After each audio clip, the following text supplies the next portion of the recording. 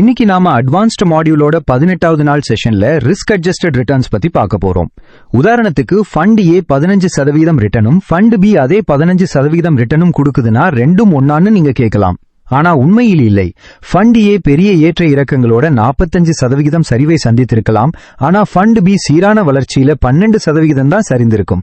அதனாலதான் ரிட்டர்ன்ஸை தாண்டி இந்த ரிஸ்க் அட்ஜஸ்டட் மெட்ரிக்ஸை பார்க்கறது ரொம்ப முக்கியம்.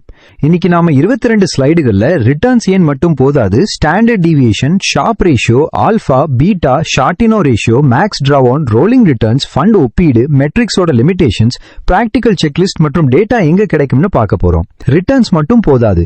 ஒரு உதாரணத்தை மறுபடியும் பார்க்கலாம். ஃபண்ட் ஏ 15% ரிட்டர்னும் 8% ஸ்டாண்டர்ட் டீவியேஷனோட -12% டிராவனும் கொடுக்குது. இது ஒரு சீரான செயல்பாடு. ஆனா ஃபண்ட் பி அதே 15% ரிட்டர்னும் 28% ஸ்டாண்டர்ட் டீவியேஷனோட -45% டிராவனும் கொடுக்குது. இது காட்டுற ஏற்ற இறக்கங்கள் ரொம்ப பெருசு. ஒரே ரிட்டர்ன் வந்தாலும் ரிஸ்க் வேறையா இருக்கிறதுனால ரிஸ்க் அட்ஜஸ்டட் மெட்ரிக்ஸை பார்க்கறது ரொம்ப முக்கியம். ஸ்டாண்டர்ட் டீவியேஷன் இது மாதாந்திர ரிட்டர்ன்ஸ்களோட பரவலை அளவிடுது. லார்ஜ் கேப் ஃபண்ட்ஸ்ல 14% ஸ்டாண்டர்ட் டீவியேஷன் காட்டுச்சுன்னா அது நிலைத்தன்மையை குறிக்கும். ஆனா ஸ்மால் கேப் ஃபண்ட்ஸ்ல 32% வரைக்கும் போகலாம். இது அதிக ஏற்ற இறக்கங்களை காட்டுது.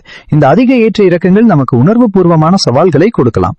அடுத்து Sharpe ratio formula fund return minus risk free rate divided by standard deviation. Risk free rate இந்தியாவில் 10 ஆண்டு கால அரசு பத்திரங்களோட விலையை அடிப்படையா வச்சு கணக்கிடப்படுது. உதாரணத்துக்கு ஒரு fund 15% return, 7% risk free rate, 12% standard டீவியேஷனோட இருந்துச்சுன்னா 15 - 7 டிவைடட் பை 12 = 0.67.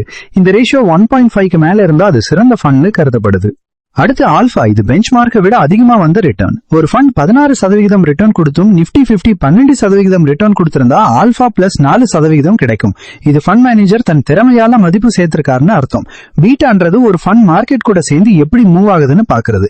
பீட்டா 1.0 இருந்தா ஃபண்ட் மார்க்கெட்டோட ஒத்து போகுதுன்னு அர்த்தம். அடுத்து ஷார்டினோ ரேஷியோ, இது ஷார்ப் ரேஷியோவை விட பெட்டர். ஏன்னா இது குறையிற ரிஸ்க் மட்டும்தான் கணக்குல எடுத்துக்குது.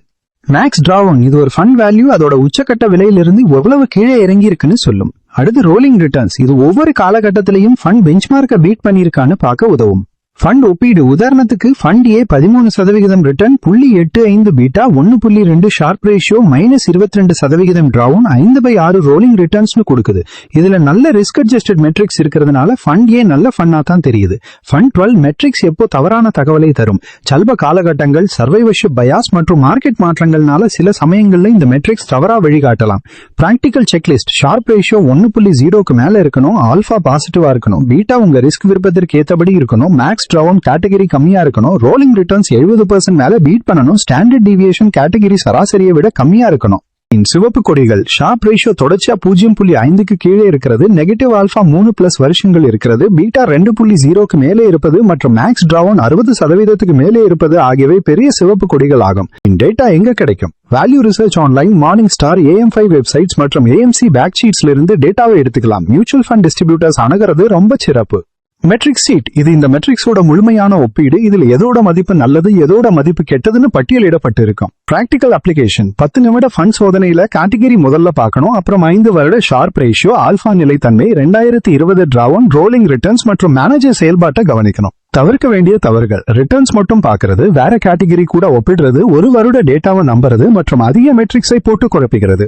ஆரம்ப நிலைக்கு எளிய வழி: வெறும் 3 மெட்ரிக்ஸை மாஸ்டர் பண்ணுங்க. ஷார்ப் ரேஷியோ, ரோலிங் ரிட்டர்ன்ஸ் மற்றும் maths drawn. Action plan: value ரிசர்ச்ல பாருங்க, ஷார்ப் ரேஷியோவை குறித்து வச்சுக்கோங்க, ஆல்பா சரி பார்த்துக்கோங்க, மேக்ஸ் டிராவன் பாருங்க, ரோலிங் ரிட்டர்ன்ஸ் செக் பண்ணுங்க மற்றும் டிஸ்ட்ரிபியூட்டரை கலந்து பேசுங்க. சுருக்கம்: ரிட்டர்ன்ஸ் மட்டும் போதாது, ஷார்ப் ரேஷியோ 1.0க்கு மேல இருக்கணும், பாசிட்டிவ் ஆல்பா இருக்கணும், மேக்ஸ் டிராவன் கம்மியா இருக்கணும், ரோலிங் ரிட்டர்ன்ஸ் 70% மேல இருக்கணும், ஸ்டாண்டர்ட் டீவியேஷன் கேட்டகரி சராசரியை விட கம்மியா இருக்கணும். கோல் பேஸ் இன்வெஸ்டிங், அதிகமான ரிட்டர்ன்ஸை விட புத்திசாலித்தனமான ரிட்டர்ன்ஸ் தான் முக்கியம். நாளைக்கு நாம் கோல் பேஸ் இன்வெஸ்டிங் பத்தி பார்க்கலாம். நன்றி. இந்த வீடியோ கண்டிப்பா உங்களுக்கு யூஸ்ஃபுல்லா இருந்திருக்கும் நம்புறேன். இந்த மாதிரி நிறைய விஷயங்களை நீங்க ஈஸியா புரிஞ்சுக்கணும் அப்படின்னா நம்ம வெப்சைட் universalmoneymart.com, இந்த வெப்சைட்டை நீங்க விசிட் பண்ணுங்க. பேசிக்ல இருந்து அட்வான்ஸ் வரைக்கும் நிறைய ஆர்டிக்கல் உங்களுக்காக வெயிட் பண்ணுது. உங்களுக்கு ஏதாச்சும் டவுட் இருந்தா ஸ்கிரீன்ல இருக்கிற வாட்ஸ்அப் நம்பருக்கு மெசேஜ் பண்ணுங்க, நான் உங்களுக்கு ஹெல்ப் பண்றேன். அடுத்து இன்னும் யூஸ்ஃபுல்லான வீடியோஸ்ல உங்களை வந்து சந்திக்கிறேன். தேங்க்யூ ஃபார் வாட்சிங். This video by Vignesh Dhyalan and Universal Money Mart is for educational purposes only. Investments are subject to market risks.